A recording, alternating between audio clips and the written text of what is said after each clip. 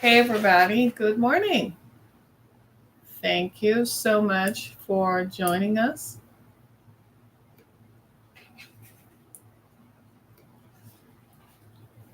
Thank you so much, everybody, for joining us. Welcome to Down to Earth with Harriet Kamek. It's Wednesday morning. I almost struggled to say that because for some reason I'm thinking it's Tuesday because yesterday was Tuesday and the day before was Monday. So I'm off a little bit, just like you are. You're off too. We missed it by a couple of days, right? Right. So I wanted to just say good morning, and welcome to Down to Earth with Harry Kamek. It's our new season. We started our new season a couple of days ago, and our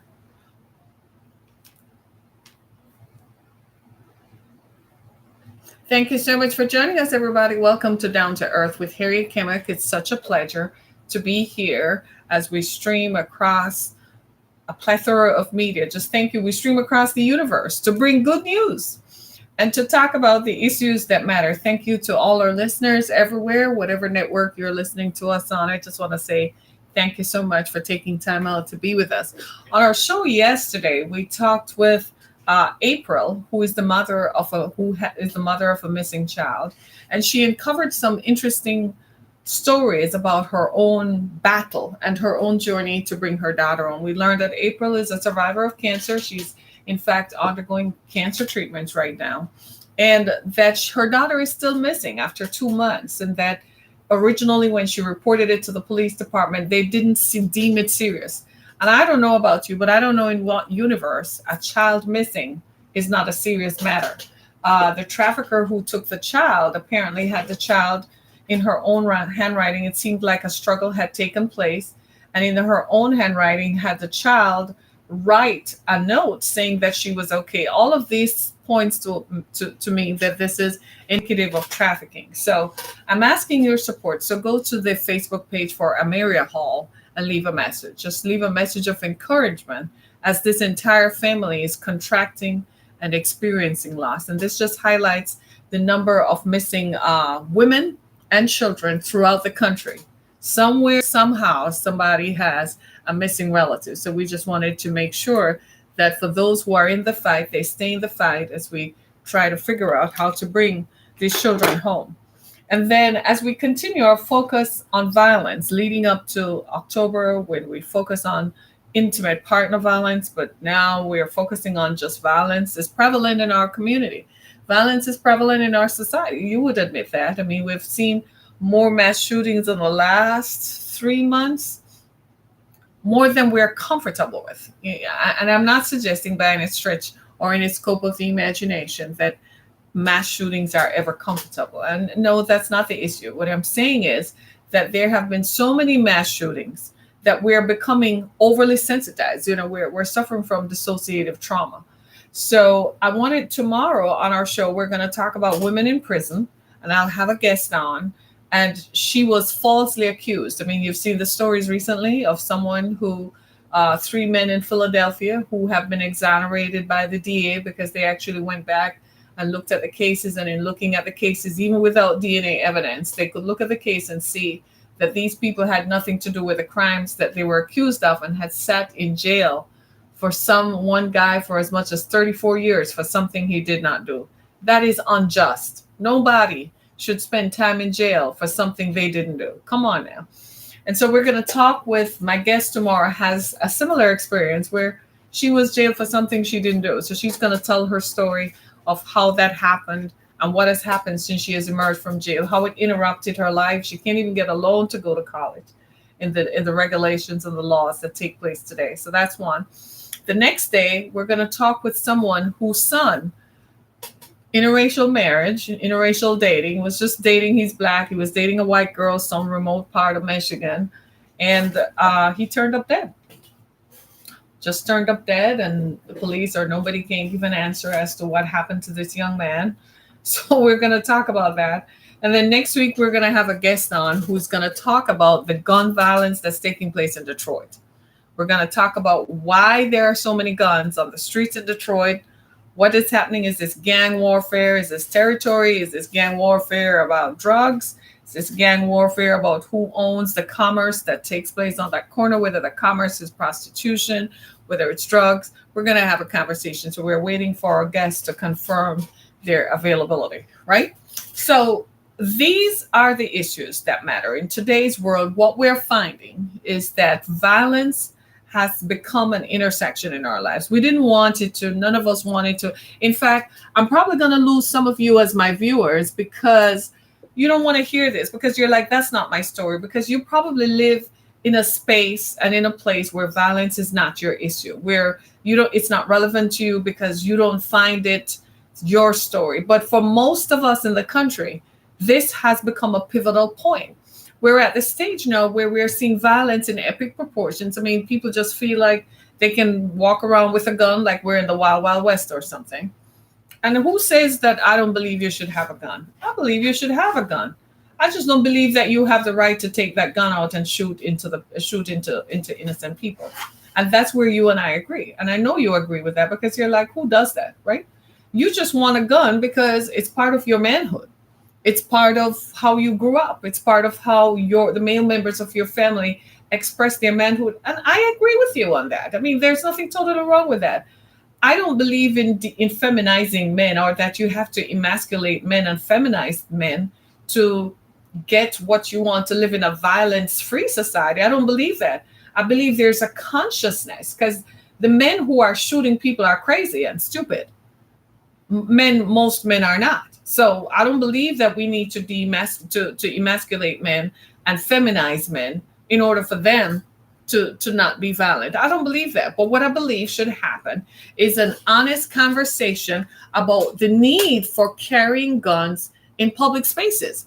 Why do we need to have guns in public spaces? Why do we feel the need to display our guns? What power do you arrive at or feel when you're walking around in Walmart or Target or out in the public with a gun strapped to your hip?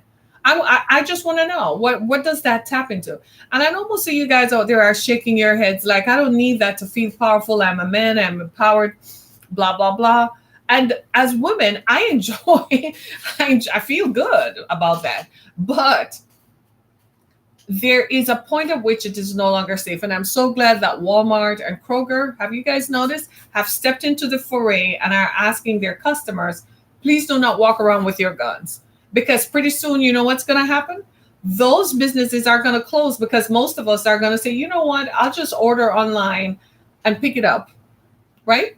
I'll just drive to your pickup and pick it up, which means it's a decrease in business, because the more people come in the store, right, and they eyeball stuff, is the more they react to impulse buying, as opposed to if they're just online, they're just cut and dried. I just want meat, potatoes, pasta, boom, that's it. That's all they want. That's all they're going to buy. But while they're in the store, they're subject to impulse buying, all those eye-catching stuff that you really don't need, but you buy anyway because you convince yourself that you need, and it's there and it's at a good price, right? Right. So all these stores now, it's not out of an abundance of caution. I don't believe that. It's out of an abundance of business. It is affecting their business. One little mass shooter can affect their bottom line. I guarantee you that Walmart has seen the contraction in sales. They may not say it now, but they're certainly going to say it for the next quarter. So they're changing it now. So guess what? Come what? What's coming up? Black Friday. Black Friday is coming up, isn't it? Black Friday will be here before you know it. And they don't want their business to suffer from people not coming into the stores because they fear a mass shooting. Now, if I were you, you would not catch me near any mall on Black Friday. I'm not going there. I'm not taking any big box store on or any mall. It's just not my thing. I'm not going to do it. Why? Because time and time again, with gun control laws at a negative, it tells me that people are still who are mentally unwell and people who feel like that is their power. You can never explain that to me, because that's not how you feel. You're normal. You don't need a gun strapped to your hip, nor do you need a gun, walking around in public to make you feel powerful. Even the police, my goodness, who have the license to carry a gun, they don't walk around strutting like a peacock on a fair, they're mindful of their power, what authority they have, and they try to conduct it within the realm of the law. I don't understand what it is about these people. They're not all mentally unwell. Some of them are just feeling sidelined. And we perhaps need to have that frank conversation about it, about some members of our society who feel that they're sidelined by the economic empowerment movement that's going on. They feel as if they should be the ones in authority, not because they have a dream, not because they have a product to sell, or they have some sort of invention or innovation that will benefit the rest of us, but just because they feel that they should. So they're learning that life does not work that way anymore. That was 50 years ago, 60 years ago, 70 years ago. In today's world, the currency of our economic time is that if you don't produce, you're not going to be part of this economic situation.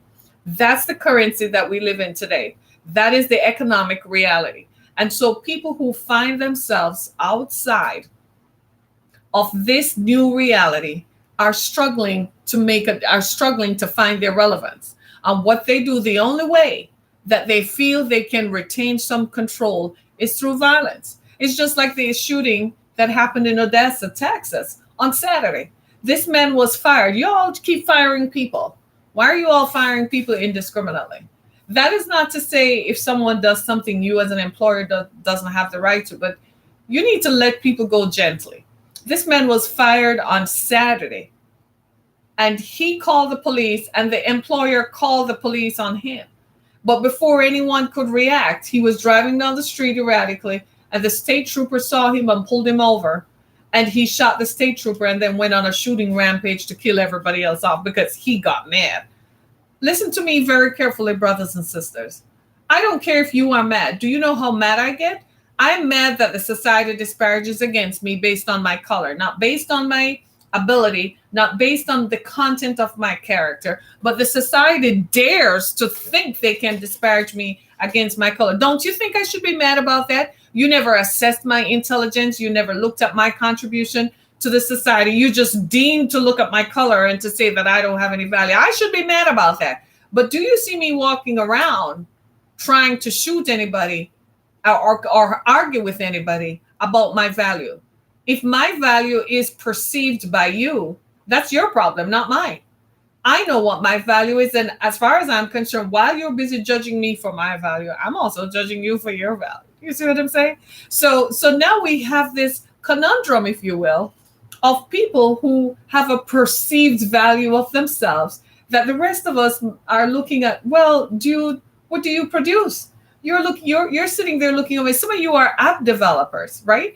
You make your own music. You have some innovative ways of delivering stuff, and you're doing okay, and you're happy. You're just grateful that you live in a country where we have the freedom of expression to do that. Whereas there are others who feel that, well, I should own this. No, let me tell you all, white nationalist folks out there, you don't have a right to nothing that is in this country. When you got here, you brought blacks with you. And when you got here, there were other people who were living here. Do you know what they call the rest of us? They call the rest of us non-Native Americans. Hello. Native Americans refer to the rest of us as non-Native Americans. Try that on for size. Okay? So I'm just highlighting to you the stupidity of the arguments that continue to prevail that have created this thing in our country where people feel that they have a right to. Some people feel that they have a right to. You look, can I just be honest with y'all? It doesn't work that way. If you're going to sit there and claim that you have a right, guess what? You have a responsibility that corresponds to that right. You know what your responsibility is? To keep the public safe. You're just as responsible for public safety. If you don't believe me, check this out. I'm driving down the freeway this morning. I'm on my way. I'm in my lane as thousands of others are. I know that I have to get to my destination by a certain time. I wake up early, and I am just like you. I have responsibilities. I have to get up and get my house in order before I leave. I have to make sure everyone who is in my house is equipped with what they need to leave on time. I get up and I work out. I have a responsibility to myself, right? So I take care of that. and I make sure I prepare myself. So I have a shower, I do all the stuff that I'm supposed to do to make sure I get to my destination on time. You know what I do to get to my destination on time? I leave early. So I give myself, anticipating traffic, I give myself enough time to arrive at my destination. This person this morning, we're all on this 4-lane freeway, 4 lanes in one direction, 4 lanes in the other direction. This person this morning decided that they had to get where they needed to within a certain time frame, and they were late. They gave not a hoot for public safety.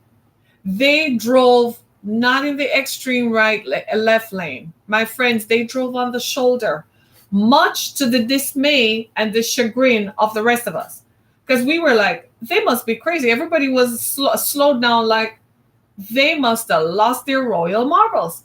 They drove on the shoulder for more than 2 miles on the freeway, endangering everyone else. So the people who are in the extreme left lane, you have just this much shoulder. So in case, you have to pull over or something happens, nobody could get over there because this car in a gray Ford Escape, like a newer one, was over there, like driving. And I'm like, how irresponsible is that? You don't give a hoot about public safety. They just had construction on the road, so you could pick up anything in your tire kind of thing. And I'm looking at it and I'm like, that's a threat to public safety.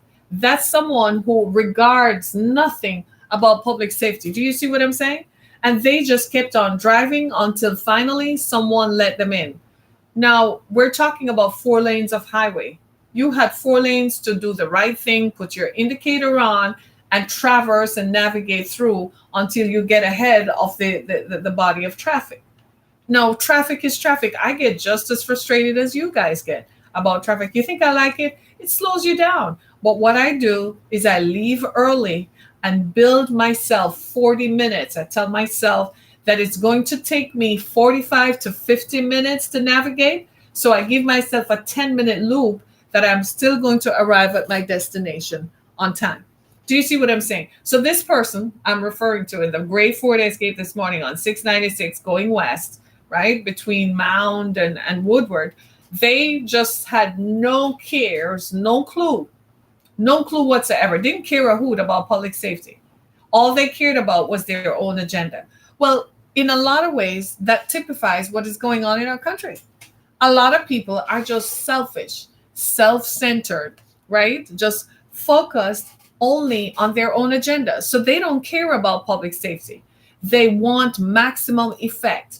They want to see themselves on the news. They want to be trending on Twitter, right? Because that's a thing, right? Apparently.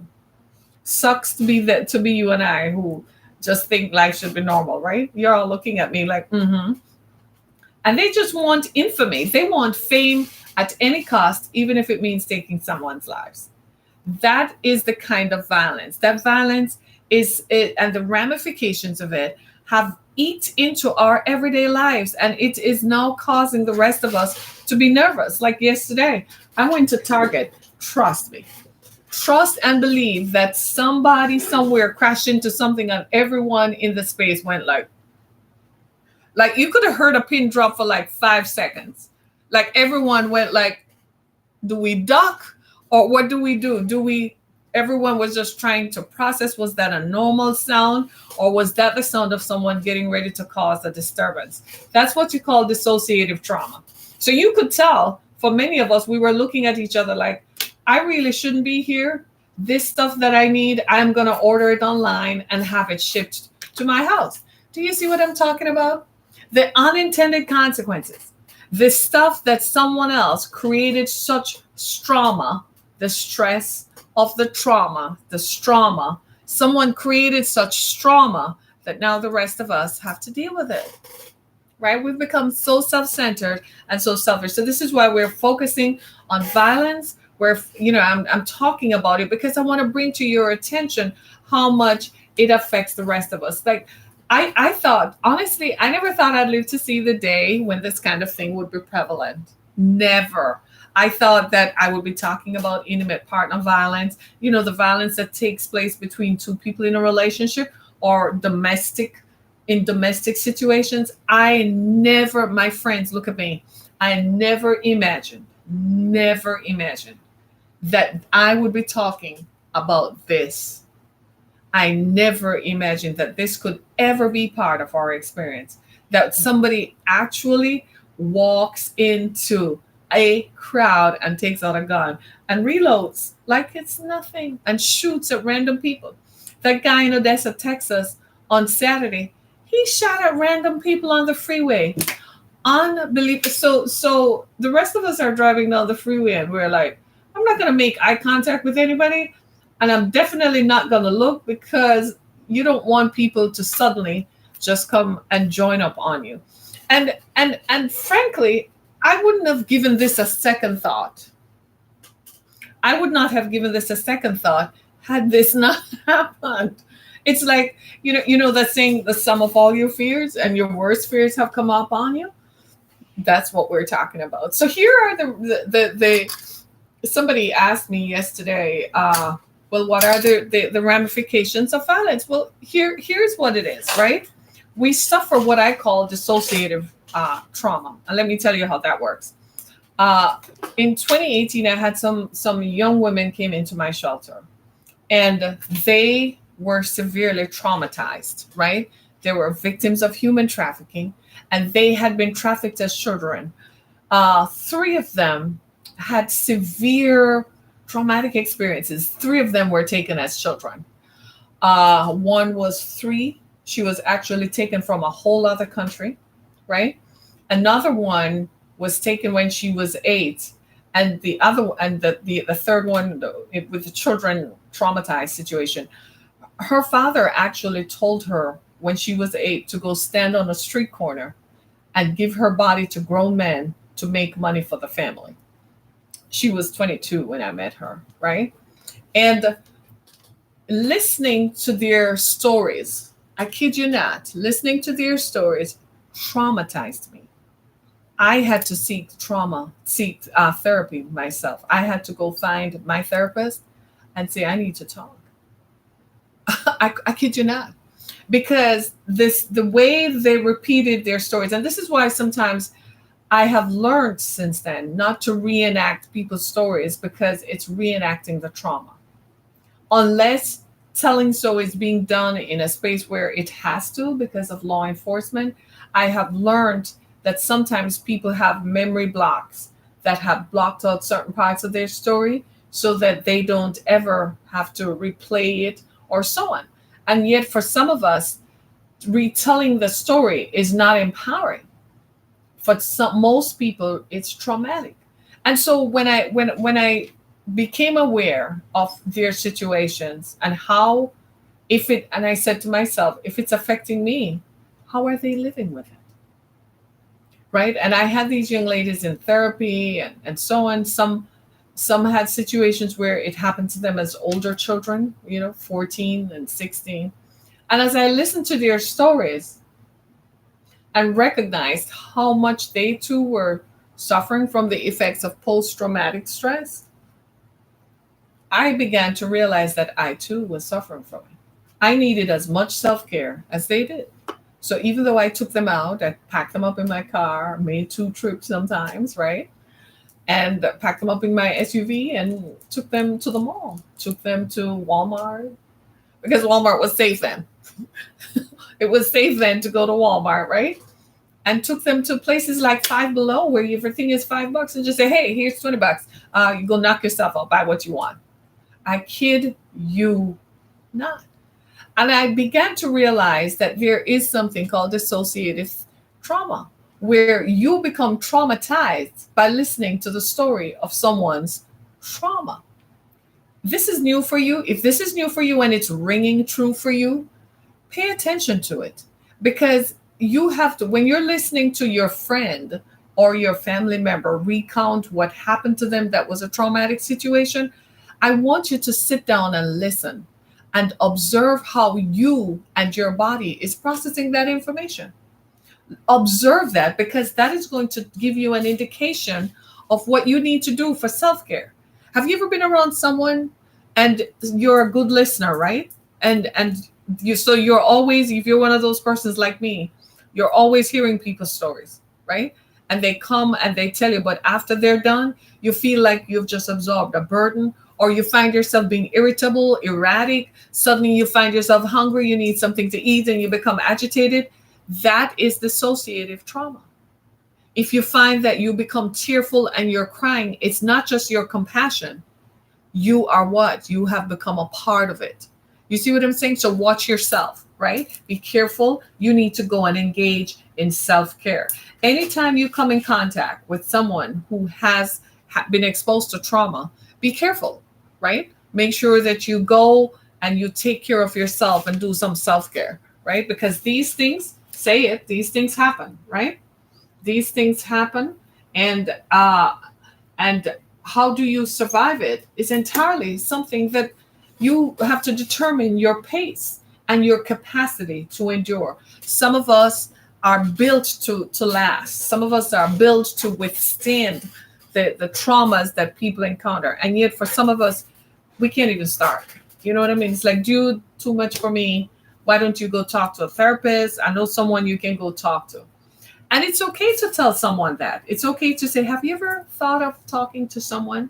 It is okay to say that. I'm here for you. But have you ever thought of talking to someone? That's how you gently nudge the conversation along the fact that perhaps this person requires some intervention that you can't. And you do it in such a way that they don't get offended or they don't completely shut down. Because sometimes when people have all those negative emotions bottled up, it's a powder keg of a disaster waiting to happen. They will go rockers. You have to understand we're humans, and everyone has just so much that they can bear.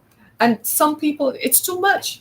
The kinds of stuff that we go through, the kinds of stuff that we endure, darling, it's way, way too much. Just way too much. Say way too much, right? It is amazing to me how we sort of have this ability to absorb stuff, but at the same time, it's way too much sometimes. It's just say it's way too much. It's like that song that says too much sauce, right? So if you ever find yourself in a state where you start wondering, is this too much? Is this too much? Just say gently to the person, have you ever thought of talking to someone? Right? And what about you yourself? I find that I have certain self care mechanisms that I invoke when I come in contact with traumatic situations and dissociative traumatic situations. I keep chocolate. I keep M&Ms. I kid you not. In my purse, I keep M&Ms. I'm just like, oh, let me go eat some of this right now because chocolate releases endorphins that make you happy. So now you know why women love to eat chocolate. Now you guys know, right? You're all nodding your heads like, oh, that's why. Yes, it makes us feel happy, right? And in fact, it's widely noted that this is given to trauma victims. So I keep chocolate, even if you're a guy, maybe, you think, oh, well, Harry, I'm a guy, I can just eat chocolate. Well, just keep it in your car. Nobody needs to know. And you just go to your car and eat it. Or if you're at home, you go buy brownies or something. Right? So what I do is I keep chocolate. That's one. Number two, I go shopping. And by shopping, I mean just walking into and this is why violence affects me, because it is stopping me from part of my self-care. Right? Yes, it's interrupting my self-care, because one of the ways that I perform self-care is what? Going into a big box store. Going into a big box store and walking around and looking. You'd be amazed. Like yesterday was quite a day. I had interacted with some traumatic situations for others, and I knew that I had to do something about it. Coupled with the fact that I'm on a fast where I'm eating one meal a day, I'm getting back to the stage where I eat one meal a day. I used to, and then I stopped last year. So I'm getting back to that stage. And I kid you not, I had a need to go to a big box store. So I went into Target. And just walking in there, I exhaled. I smiled. I started, at the checkout camera, the self checkout, they have a camera that says monitoring in progress. That's my best friend. Those cameras are my best friend. You should have seen me. was posing and posing, and my daughter was like, "Mom, get out of the way. People are waiting." And I'm like, "They can wait a little bit. Just let me pose and enjoy the look." Right? What I was doing was engaging in self care. Looked a bit extreme, but I had to, right? It was required action, right? So those are some of the ways that I self care. Some people, I like to go to the grocery store. The other way I do it is I go to the grocery store and I go to the produce section and I just stand there and look at all the produce. Because guess what? That's life and it's reaffirming life. The other thing that I do is I have a cup of tea. So while I was in Target yesterday, I found a new mug with something on it. Yeah. And I like that, right? So I bought, so at the end of the show, I'm going to go make myself a cup of tea and so on, right? So find out what triggers you and so on. So even after you're going about your day and all of a sudden there's a mass shooting somewhere, all you have to do is to figure out, well, I have to engage in self-care. And what will self-care look like for me? What is self-care? How does it look like for me? And what you do is you find out what works for you and you engage in it so that you become the best that you can be. I kid you not. It's the thing that we must get to, because these things are going to continue for a while. I'm afraid that it's not going to shut down just because I want it to stop. I'm afraid these are going to continue, right? And we have to survive. As a people, we have to survive, right? So if you go to dhs.gov, there are some typographics and some graphics on what to do in a mass shooting situation. Go take part in that. But I'm more into what happens to me. What happens to me afterwards? How do I cope and how do I live? Right? Because these things do happen. And a lot of this, my friends, come from my own experience. I mean, recently in 2017, I was part of a group of survivors of violence who took part in a workshop in Sacramento, California. And we got a chance to sit down and listen to survivor stories of others, how people survived violent attacks on their person, how people survived assault. Have you ever been mugged? Someone held you up, backed you up, cut you, or stabbed you, or shot you? And how do people in situations where it's a mass shooting if 4 persons have been killed, but it's still a mass shooting when Ray Ray and Shanae shoot at their relatives in a drive-by? Do you see what I'm saying? That's also a situation that is traumatic, that has trauma on the survivors. And the survivors there are not just the person who was shot.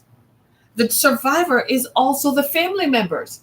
We have seen in situations where people who have been in a home that was shot up or so on, that those people don't want to ever come out of the house.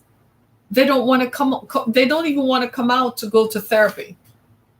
Can you believe it? Won't even, because therapy helps them to cope and overcome. And I just feel like, to be honest with you, there are some in today's world when people, I'm not talking about depression. I'm just talking about surviving trauma, especially gun violence, violent traumas. Okay, so I'm not talking about depression. That's a whole other kettle and a whole other day. We'll have a therapist come on and talk about that.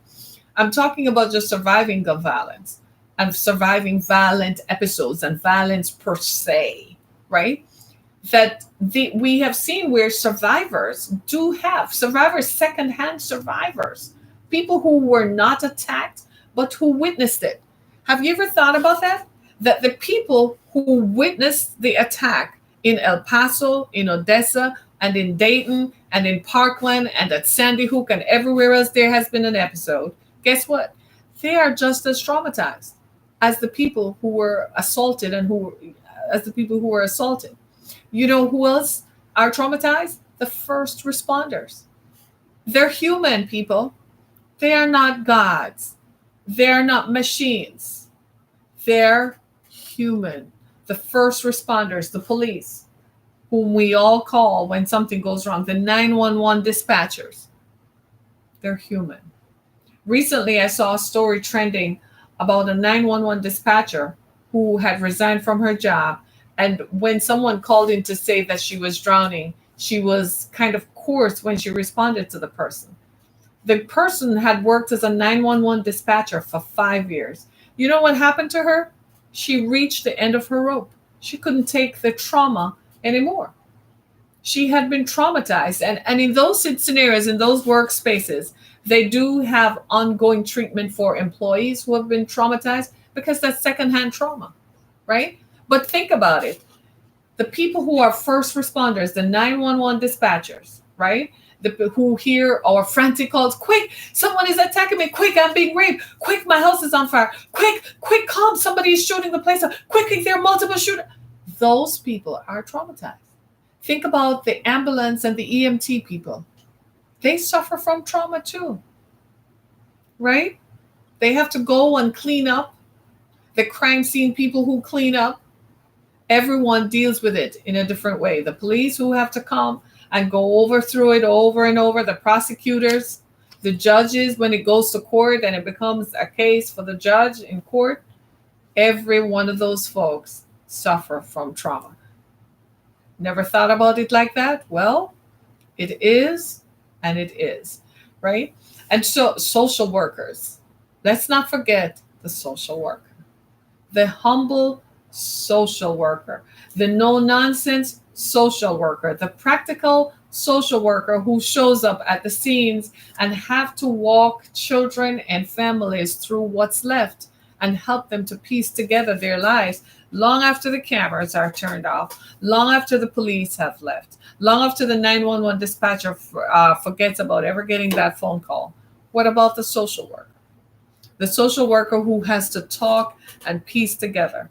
All these folks suffer from dissociative trauma and secondhand trauma. And every one of us have to form a community. So in other words, what I'm saying is we have to have a community. You get the feeling that if we're going to beat this, if we're going to solve this, we're going to have to walk through it. And we're going to have to hold each other's hand and walk through it. There's no other way around it. There's no other way to get over it. You can't swim under it. You have to walk through it. Do you see what I'm talking about? And that, my friends, is the sum story of why we do what we do. So years ago, when I first began doing this, thank you so much for joining me. I appreciate you guys. Thank you. I really, really appreciate you. Thank you. And years ago, when I first started, I had no idea that this would become part of my experience as well. I didn't see it as that. What I was looking for, what I thought was people would listen and they would be impacted, and then they would modify or change their behavior and modify their perception of someone like myself who has experienced violence, or they would help someone else. I had no idea that it was going to be a collective, that it was going to involve me as well, that I would have just been as traumatized hearing other people's stories. I kid you not. But you know what? Somebody asked me about a year and a half ago, what have I done that I felt had made me a better person? You know what is the best thing I've ever done? When those girls came into my shelter and they had nowhere else to go, and no one cared if they lived or died, no one cared if they slept out of the cold, no one cared if they had a meal. That was the best thing I have ever done. Nothing made me feel like a human being than a woman walking into my shelter who was 42 years old and who had been taken when she was 8 years old and had lived a life, and she had broken her legs in the other shelter where she was, and she had nowhere else to sleep. They had expelled her. She couldn't go back there. She had nowhere else to sleep. She would have been on the street, and she was having a period. And she was so embarrassed. She didn't tell the social worker who had picked her up that she was having a period. I don't know how I knew. It's the way she was sitting on the couch. That's how I knew. I said, "Are you having a period? Do you need something for it?" And she broke into tears. I tell you, that was the best thing I have ever done, was doing something for someone who could not help me, who did not have the capacity to do anything for me, but who was totally dependent on me helping her. She had no identification, nothing. And I had to go and help her walk through the process of convincing the authorities that she is who she says she is. We had to go do some exploration and find out that there were other people who used her identification and had credit and had houses. We found out people had like 7 cars. She doesn't even have a driver's license. But people had taken 7 car notes out in her name. Somebody went to medical school, took out a loan to go to medical school and owed something like $250,000. And she's sitting there. When I ran her credit report, she's like, oh my God. And the process of trying to say, that's not me and I need those shut down. Unbelievable. I have never done anything that made me feel more like a human than that. I felt like I was a human being, and this was how I was supposed to be. I'm supposed to help people, those, especially those who can't help themselves. And I realized, I said to myself, I don't have enough compassion. I don't have enough, grace is not my thing. I don't have grace like that. That's God. And I'm like, I'm supposed to be more empathetic. And I kid you not. So I am asking you, when you hear me talk about going to the ExodusFoundation.com, and right on the homepage, you see a sign that says contribute. When I ask you to make a contribution, trust me, the ExodusFoundation.com. I think many of you probably are going to the other foundation. We're not in North Carolina. The ExodusFoundation.com, it is going to say Michigan. It's going to say Detroit, Michigan. Make sure that's the right one. Giving hope to the hopeless. Make sure you give and make a contribution to help us to do what we do. See, that's the shelter right there. Right? We went and I used my own funds. We're privately funded. So if you don't help me, we don't get any help. And we use our own funds to help folks. Yesterday, I came across someone else who needs somewhere to be, and I have no room to put them. And I had to counsel them through other resources and help them to find their way back to wholeness. These things happen, and some of these things happen because people lose their jobs. People lose a job and they lose their footing. Yeah? That's what's causing the chronic homelessness. People lose a job, they lose their footing, and they don't know how else to compute, how else to talk, right?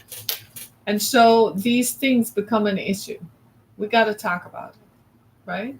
We got to talk about it. So go to the ExodusFoundation.com and help us. Right on the homepage, it says contribute, and it has a girl, the image of a young woman with her back to the camera. That's the one, the ExodusFoundation.com. It should say Detroit, Michigan. If it's not saying Michigan, it ain't me, right? Because I know people probably have crazy stuff going on out there. So go to the ExodusFoundation.com and make a donation so we can continue to help these folks who can't help themselves, right? It's just crazy what happens. And I know it's not your story, and for many others, you probably think, well, it's not my time or whatever, but that's okay. That's okay. It's not for all of us. It's just for some of us, right? So I want to thank you for joining my broadcast this morning. Make a note that tomorrow,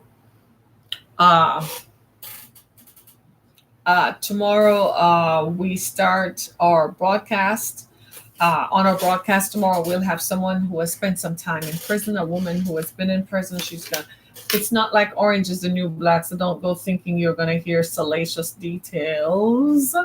We're not going there, right? I know in everything they have to inject a little, I don't know, offhanded sexual overtones or something to garner people's attention. It seems like we're so jaded and pushed to the limit. We're over-sexualized. I think that's what it is. We're over-sexualized, right? So tomorrow we're going to have someone who's going to talk about what it's like to be in prison. You're listening to Down to Earth with Harriet Kemick, and I just want to thank you so much, everybody. So that's tomorrow. And on Friday, we're going to hear from a woman whose nephew was dating a white woman, and then he turned up dead, just like that, just like that. Went out on a date, turned up dead. Nothing happened, right? So we're going to talk about that. Thanks so much for listening to this episode of Down to Earth with Harriet Kimmick. Thanks, everybody. Be blessed. Have a great day. Wait just a minute. Wait just a minute. Before you go, I just want to thank you all for joining us and to thank you for listening to us wherever you have joined us from and to whatever platform you have. This is a